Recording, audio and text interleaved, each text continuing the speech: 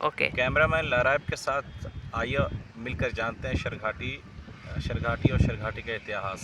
इसलिए हम शरघाटी का इतिहास बताना चाह रहे हैं क्योंकि हम दो लोग और जो कैमरा पे हैं वो शरघाटी से ही बिलोंग करते हैं और अपनी समृद्ध जो शरघाटी की इकॉनमी है और शरघाटी की कल्चरली कनेक्टिविटी है और जो यहाँ का जो रिलीजियस है उसके बारे में जानेंगे और पूरा विवरण के साथ समझेंगे कि शरघाटी है क्या। सबसे पहले तो हम जानते हैं कि शरघाटी गया डिस्ट्रिक्ट सब डिवीज़न है और शरघाटी का मतलब ये होता है शेरों की घाटी। शेर जो कि पर्शियन वर्ड है, घाटी वैली, दो शब्द को मिलाकर शरघाटी शब्द का निर्माण हुआ है और नामांकन हुआ है। ठीक है, तो सबसे पहले हम देखेंगे बिंबिसार का इतिहास और बिंबिसार मगध का जो शासनकाल रहा है शरघाटी में कैसा रहा है और शरघाटी के लोग क्या क्या कॉन्ट्रीब्यूशन था। बिंबिसार मगध का शासक रह चुका है और मगध के अंदर में शरघाटी जो एक लोकेलिटी उस समय हुआ करती थी वो भी उसके अधीन हुआ करती थी। ये तो रहा मगध साम्राज्य के हिस्ट्री में एक शरघाटी का उल्लेख है। दूसरा हम देखेंगे कि सन 1865 ईस्वी में शरघाटी में एस्टेरॉयड गिरा आया, ठीक है, जिसको लेकर इंटरनेशनली लोग शरघाटी को जाने और वो एस्टेरॉयड के ज़रिए मार्स जो ग्रह है उसकी स्टडी की गई और इस एस्टेरॉयड को लंदन के म्यूज़ियम में रखा गया और काफ़ी साइंटिस्टों ने इस पर डीप रिसर्च किया और शरघाटी एक जो सब डिवीज़न शहर है वो देश और दुनिया में इसकी उपलब्धि और इसकी साइंटिफिक रीज़न की वजह से साइंटिफिक रिसर्च की वजह से जाना गया। फिर हम आते हैं मुग़ल शासनकाल के समय की बात में 1857 ईस्वी में शरघाटी के मनसबदार जहांगीर बख्श खान यहाँ के मनसबदार थे मुग़ल डायनेस्टी के समय। तो और उनका 1857 ईस्वी में जब जो क्रांति हुई थी अंग्रेज़ों के ख़िलाफ़ भारत को आज़ाद करने के लिए, तो ये मनसबदार जहांगीर बख्श खान और यहाँ के शरघाटी के जो लोग इस आंदोलन में पार्टिसिपेट किए थे और अपनी मुहिम चलाए थे जिसमें टेकारी महाराज जैसे छोटे छोटे जो शासक थे इसमें कंट्रीब्यूशंस किए थे। कुछ टेक्निकल फॉल्ट की वजह से उस समय आज़ादी नहीं हो पाई थी, लेकिन 90% लोगों ने अपना कंट्रीब्यूशन दिया था और सक्सेस से थोड़ा सा बच गए। अब हम समझेंगे मुग़ल शासनकाल के समय की बातें। जब औरंगज़ेब की मृत्यु 1707 ईस्वी में हुई थी, जब औरंगज़ेब सेंट्रल एशिया को कॉन्कर करना चाहता था, उस पर रूलिंग कर रहा था अफ़गानिस्तान तक, तो उसकी आर्मी जो दिल्ली से निकली थी वो शरघाटी होते हुए पेशावर होते हुए जीपी रोड के ज़रिए वो पाकिस्तान, अफ़गानिस्तान, ईरान गई थी। ठीक है, क्योंकि उसका बहुत लंबा शासनकाल रहा है औरंगज़ेब का पूरे मुग़ल डायनेस्टी में।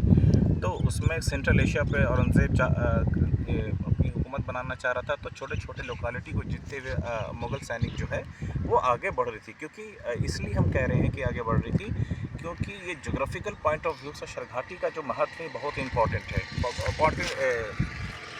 जो इम्पोर्टेंट है उसका नंबर 1 हम देखते हैं कि शरघाटी दो नदियों के बीच में एक लैंडलॉक सिटी है और यहाँ क़याम करने के लिए फ़ौज से लेकर तमाम जो लोग हैं वो नदी किनारे या तो पहाड़ के नीचे अपना कैंप लगाया करते थे, रेस्ट किया करते थे, उसके बाद जो है पलायन करते थे। जो छोटे मोटे अगर राजा से उनका मुकाबला होता था तो उसी समय करते हुए आगे निकलते थे। और दूसरा सबसे बड़ी चीज़ ये है कि फिर ये मुग़ल डायनेस्टी के अंदर में ये शरघाटी की जो लोकेलिटी है जो सूबेदारी आ गई और कई लोग छोटे मोटे हिंसा में युद्ध में अपनी अपनी पोजीशंस पाने के लिए यहाँ पे काफ़ी लोग लड़े, जिसकी उल्लेख हमको मिलता है शरघाटी लोधी शहीद जो कई शहीदों की मज़ार है, कमर अली सुल्तान शहीद जो हैं और कई छः मज़ार शहीद जो मज़ार है। कई लोग ऐसे हैं जो जहाँ तहाँ शहीद हुए हैं और उनकी मज़ार भी स्थापित की गई है। जो ये ज़्यादातर वो लोग हैं जो जंग में शहीद हुए हैं, जिनका जो छोटे छोटे लोकेलिटीज़ में जो शासक थे उनसे लड़ी हो, चाहे कोल राजा हो, चाहे मुग़ल डायनेस्टी हो, चाहे शेर शाह सूरी हो, कुछ भी। तो उसको ये चीज़ तो हो गया। दूसरा बुद्धिज़्म का सबसे बड़ा केंद्र रहा मगध में बोध गया और ये ज्योग्राफिकल पॉइंट ऑफ व्यू से गौतम जो ये जो फाउंडर ऑफ बुद्धिज़्म हैं वो ज्योग्राफी में जो अपने इस एरिया के क्षेत्र में जो अपना प्रेज करते थे, लोगों से कनेक्टिविटी करते थे, पीपल टू पीपल कनेक्ट, तो यहाँ के लोग भी जाते थे। और दूसरा, ब्रिटिश शासनकाल का सबसे बड़ा केंद्र शेरघाटी रहा, क्योंकि शेरघाटी में जो राज हॉल के बगल में चर्च रहा है, वो ब्रिटिश शासनकाल में जो क्रिश्चियन कम्युनिटी थी यहाँ पे एग्जिस्ट करती थी। पंजाबी कम्युनिटी जो डोभी में थे 1884 के दंगे के बाद जो चले गए, वो भी कम्युनिटी एग्जिस्ट करती थी। कल्चरली वेरी कनेक्टिविटी बहुत स्ट्रॉन्ग थी हर समुदाय के बीच में, और कम्युनल हार्मनी मेंटेन होती थी, हारमोनियस सोसाइटी बनी रही, आवाज़ भी है। और इसकी सुंदरता पूरे गया डिस्ट्रिक्ट में सबसे ज़्यादा देखने को मिलता है, क्योंकि शेरघाटी नदियों के साथ साथ पहाड़ों से भी घिरा हुआ है। आप बंदोरी पहाड़ देखिए, आप छोटा मोटा आप देखिए, डैम है शेरघाटी के अंदर में, तो इसके वजह से शेरघाटी एक फेमस है नेशन वाइड, इंटरनेशनली, किसी न किसी कारणों की वजह से सुर्खियों में रहा है।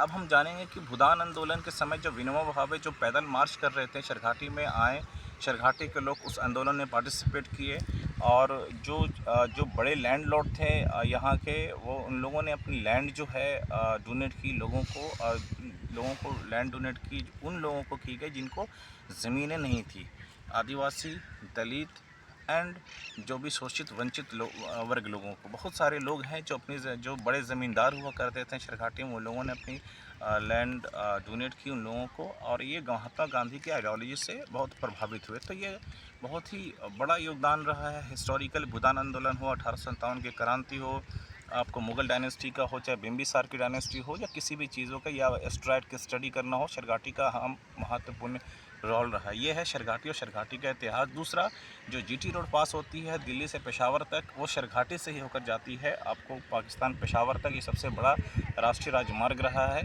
भौगोलिक क्षेत्र में इकोनॉमिक कनेक्टिविटी में, ट्रांसपोर्टेशन इंडस्ट्री में एक बड़ा इसका योगदान रहा देश की अर्थव्यवस्था को मजबूत करने में, क्योंकि ट्रांसपोर्टेशन स्ट्रॉन्ग है, तभी ट्रांसपोर्टेशन सिस्टम स्ट्रॉन्ग होने की वजह से रोड कनेक्टिविटी अच्छी है।